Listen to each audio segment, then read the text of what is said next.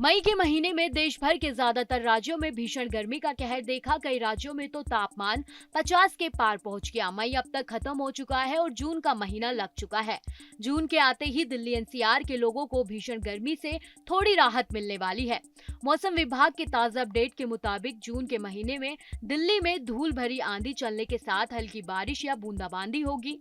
IMD के मुताबिक धूल भरी आंधी चलने और दिल्ली में गरज के साथ बारिश होने की भी संभावना है।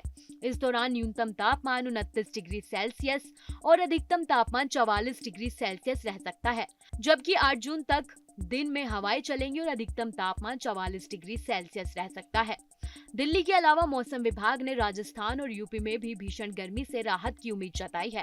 1 जून को पश्चिमी यूपी में धूल भरी आंधी, बिजली की चमक के साथ 40 से 50 किलोमीटर प्रति घंटे की रफ्तार से तेज हवाएं चलने का अनुमान है और पश्चिमी यूपी में आंधी और 40 से 50 किलोमीटर प्रति घंटे की रफ्तार से आंधी चलने तथा 4 जून को पूरे उत्तर प्रदेश में गरज चमक के साथ 30 से 40 किलोमीटर की रफ्तार से आंधी के आसार हैं। आने वाले दिनों में यूपी में दिन के तापमान में 2 से 3 डिग्री की गिरावट भी देखने को मिल सकती है।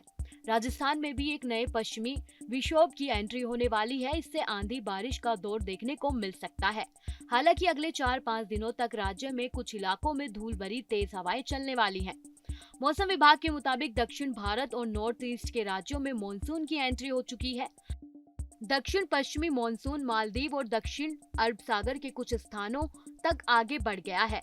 केरल में मानसून की एंट्री के बाद झमाझम बारिश हो रही है। मौसम विभाग ने अरुणाचल प्रदेश, असम, मेघालय, मणिपुर, मिजोरम, त्रिपुरा, पश्चिम बंगाल और सिक्किम जैसे राज्यों में तेज हवाओं के साथ हल्की से मध्यम बारिश होने की संभावना जताई है। मौसम विभाग की एजेंसी के मुताबिक पश्चिमी बंगाल और अरब सागर से आने वाले नमी के चलते अगले 2 दिनों में तापमान में 2 डिग्री से ज्यादा की गिरावट आ सकती है।